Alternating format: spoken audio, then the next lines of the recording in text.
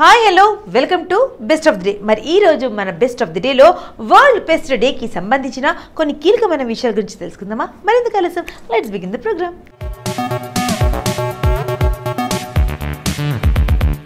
ప్రతి సంవత్సరం ప్రపంచ చీడల దినోత్సవం, కొన్నిసార్లు ప్రపంచ చీడల అవగాహన దినోత్సవం అని కూడా పిలుస్తారు. జూన్ 6న జరుపుకుంటారు. ప్రజారోగ్యాన్ని పరిరక్షించడంలో చీడల నిర్వహణ సంస్థ పోషించే ముఖ్యమైన పాత్రపై ప్రజలు, ప్రభుత్వం మరియు మీడియా అవగాహనను పెంచడం, శాస్త్రీయ మరియు సామాజిక బాధ్యతాయుతమైన రీతిలో వృత్తిపరమైన చీడల నిర్వహణను ప్రోత్సహించడం మరియు చిన్న చీడల వల్ల కలిగే ప్రమాదాలపై దృష్టి సారించడం ఈ రోజు యొక్క ప్రధాన ఉద్దేశం. మొదటి ప్రపంచ చీడల దినోత్సవం 2017లో గుర్తించబడింది. చైనీస్ పెస్ట్ కంట్రోల్ అసోసియేషన్ ద్వారా వరల్డ్ పెస్ట్ డే ప్రారంభించబడింది.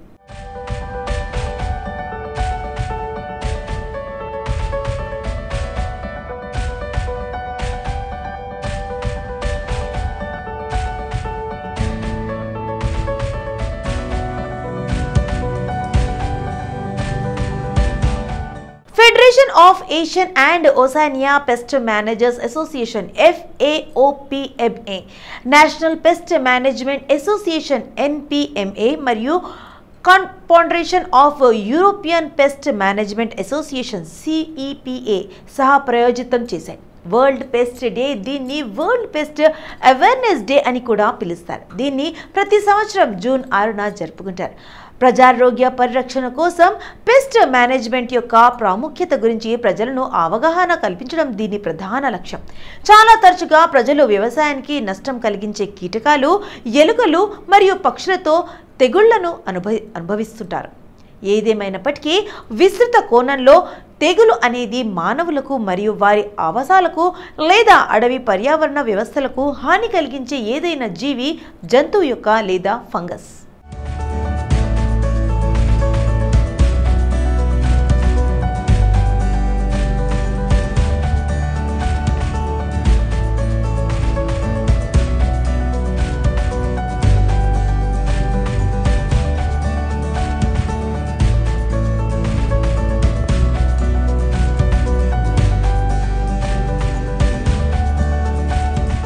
ప్రపంచ తెగుల దినోత్సవాన్ని చైనీస్ కంట్రోల్ పెస్ట్ అసోసియేషన్ 2017లో ప్రారంభించింది.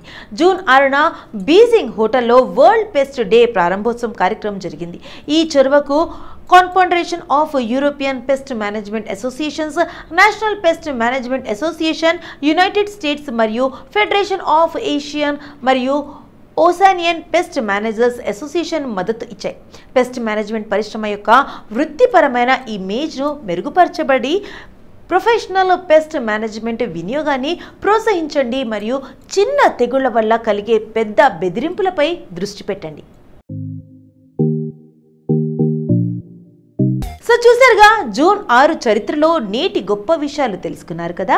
మరి ఇదే రోజున టాలీవుడ్ గొప్ప కామెడియన్ అయిన సుత్తి వీరభద్రరావు గారి జయంతి సందర్భంగా ఈయన సినీ ప్రస్థానాన్ని ఒక్కసారి స్మరించుకుందామా.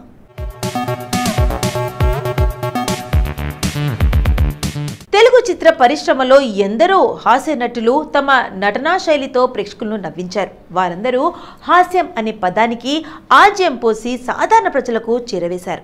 ప్రేక్షకులను నవ్వించడమే లక్ష్యంగా ఆ నటులు జీవితాన్ని కొనసాగించారు.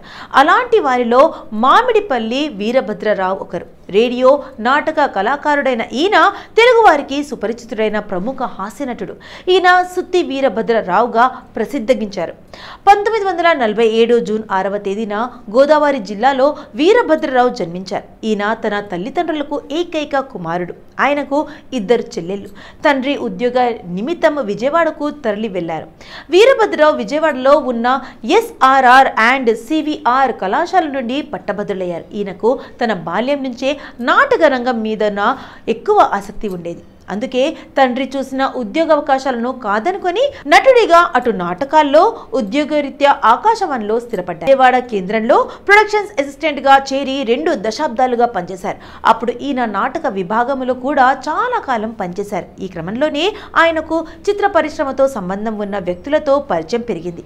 ఒక సందర్భంలో ఈయన సరదాగా గడిపేందుకు చిత్రసీమకు చెందిన తన మిత్రుని దగ్గరకు వెళ్లారు. అక్కడ ఈయనను చూసిన దర్శకుడు మాదాల రంగారావు అతన్ని హాస్యానికి, హ్యూమర్కి ముగ్ధుడయ్యాడు. దీంతో ఆయనను పరిశ్రమలోకి తీసుకురావాలన్న రంగారావు భావించారు. ఈ నేపథ్యంలో ఆయన తెరకెక్కించిన బలిపీఠం సినిమాతో వీరభద్రరావును చిత్రరంగం ప్రవేశం చేయించారు.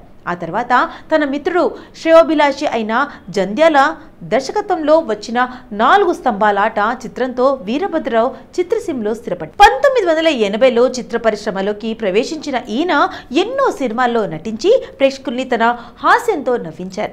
హాస్య నటుడిగా తనకంటూ గుర్తింపు తెచ్చుకున్నారు.